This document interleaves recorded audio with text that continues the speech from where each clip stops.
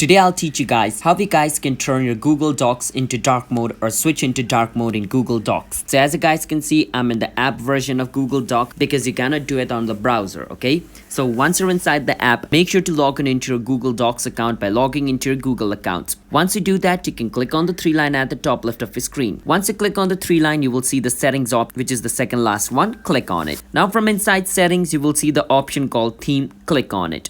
From inside theme, you can click on dark. If you click on dark, as you guys can see, it has switched to dark. If you choose system default, whichever setting your phone is on, it is going to choose that. So right now my phone is on light mode, that's why it's this. If I turn my phone into dark mode, as you guys can see, Google Doc will also turn into dark mode because it's choosing system default. But if you permanently want it to be dark, just choose dark, and whatever you do with your phone setting, it does not matter.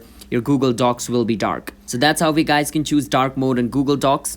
If you guys found our video helpful, hit the subscribe to our channel, how to guide for future videos like this. I'll see you guys